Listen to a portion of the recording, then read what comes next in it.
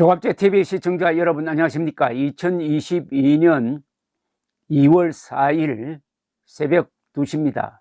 간밤에 있었던 사자 대선 후보 토론회 120분 동안 공중파에서 중계를 했습니다. 여러분들 많이 보셨을 것이라고 생각을 합니다. 이런 류의 토론회는 제1차 토론회가 시청률도 가장 높고 제일 중요합니다. 이 토론회의 첫 인상을 그 직후에 제가 방송을 해드렸습니다. 그 뒤에 다른 인터넷도 검색하고 여러 사람들과 통화를 하면서 반응을 물어보았습니다. 그걸 종합을 해서 제가 평가를 한번 하겠습니다. 첫째, 순위를 매긴다면은 1등 윤석열, 2등 안철수, 3등 심상정, 꼴찌 이재명, 이게 저희 채점 성적입니다. 제가 120분 동안 메모를 쭉 하면서 요약을 한다면은 7개 포인트로 요약이 가능하다고 생각을 합니다. 첫째, 윤석열 후보는 대장동으로 이재명 후보를 코너로 몰았습니다. 그리고 사드 추가 배치 및 선제 타격 공방에서 주도권을 잡고 아주 자신감을 보여주었습니다. 이 대목에서는 국가 지도자의 품격을 느끼게 했습니다. 그래서 윤석열을 저는 1등으로 채점했습니다. 윤석열은 우직하고 솔직하게 보였고 모른다는 말도 아주 대담하게 했습니다. 그리고 사과할 것은 또 사과를 했어요. 인간적 호감을 가장 많이 샀다는 느낌입니다. 요게 두 번째 포인트고, 세 번째, 안철수 후보는 공부와 준비를 많이 해왔습니다. 그리고 건설적 대안이 있었어요. 윤석열 후보에게 호의적이고 이재명에겐 공격적이라는 인상을 받았습니다. 저는 연금 개혁에 대한 네 사람의 합의를 이끌어낸 것이 아주 인상적이었습니다. 네 번째, 심상정 후보는 윤석열 후보보다 오히려 이재명 공격을 대장동 게이트와 관련해 가지고 더 열심히 했습니다. 그런데 윤석열 후보가 하지 않은 말로 공격을 하다가 윤석열 후보로부터 반격을 당했습니다. 이재명 후보는 대장동 게이트를 국민의힘과 윤석열에게 뒤집어 씌우려다가 윤석열의 역공을 불러가지고 거의 완패하면서 좀 야비한 인간성의 바닥을 드러낸 게 아닌가 하는 생각이 들었습니다. 그리고 경제과학 용어 몇 개로 아는 척 하다가 천박한 실력의 바닥을 동시에 드러냈다. 저는 이렇게 봅니다. 그런데 여섯 번째 포인트는 이재명이 굴욕적인 산불 정책을 고수하겠다고 한 것은 큰 실수로 보았습니다. 산불 정책은 문재인이 시진핑에게 사드 추가 배치하지 않는다. 그리고 미국의 미사일 방어망에 들어가지 않는다. 한미일 동맹을 군사동맹으로 강화하지 않겠다고 한 겁니다. 이거는 노예가 되겠다는 거죠. 지금 북한의 핵미사일로부터 대한민국 국민을 보호해야 할 사람이 그 보호장치를 다 안 하겠다고 해버린 겁니다. 그런데 놀랍게도 이재명 후보는 이걸 그냥 계승하겠다고 했어요. 물론 윤석열 후보는 그것은 이제 내가 대통령 되면 다 없애버리겠다고 했습니다. 극명한 차이입니다. 윤석열 후보가 안보 외교에 대하여 자주적 입장을 견지하였고 안철수 후보가 이를 응원하는 모양새였습니다.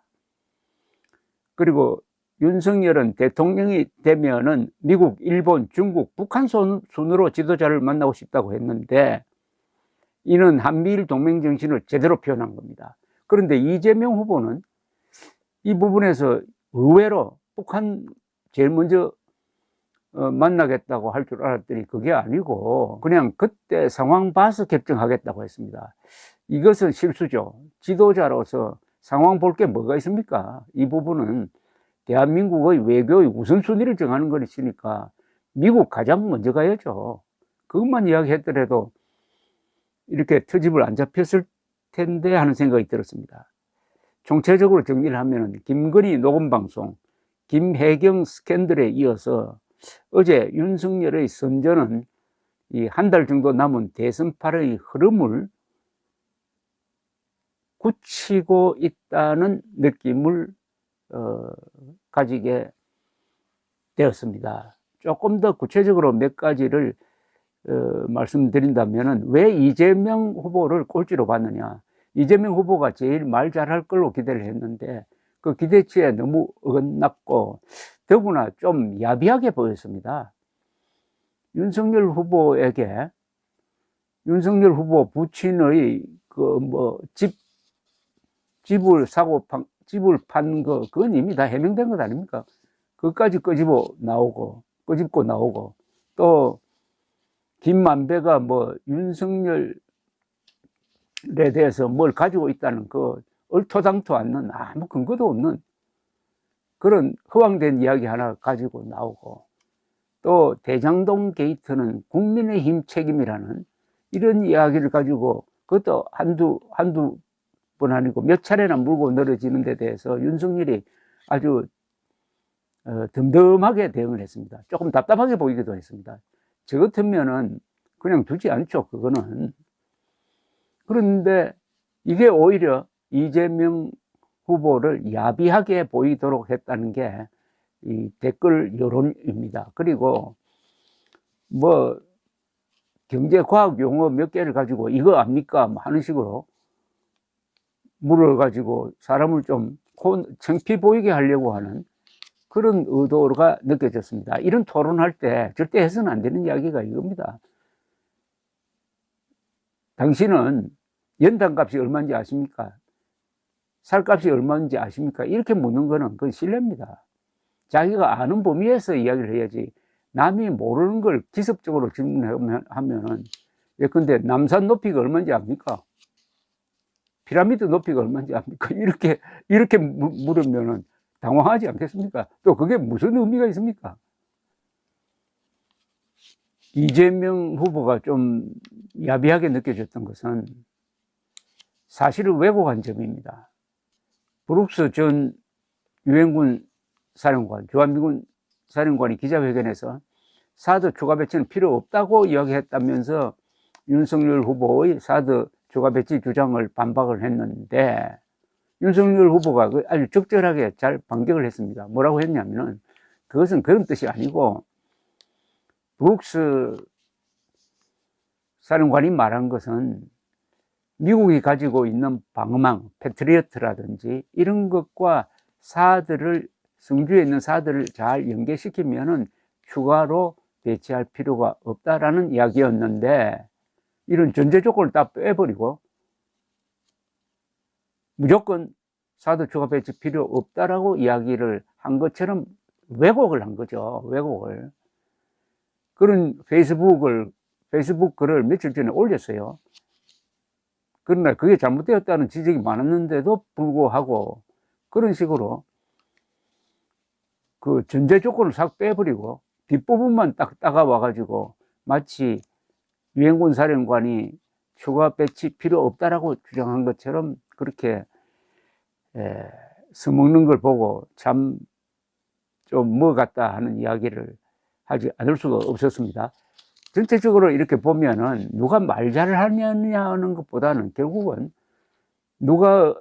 누구의 말솜씨 그리고 그 말하는 태도가 좋았느냐, 지도자감이냐 이렇게 보는 겁니다. 이게 원고를 이렇게 쳐가지고 대조하면서 이 사람이 말 잘했구나 이렇게 하는 게 아니에요. 이 토론의 승패는 어디서 나느냐면 그렇다면 전체적으로 보면은 윤석열 후보가 안보 문제에 대해서 무엇보다도 지도자의 모습을 잘 보여주었고 든든하게 보이고 말을 할 때 신사적으로 했다. 우직하게 보이고 든든하게 보였다. 저는 이렇게 보았습니다. 그 점에서 이재명 후보와 상당히 대조가 되어가지고 윤석열 1등, 이재명 꼴찌 이런 평가를 하게 되었습니다. 감사합니다.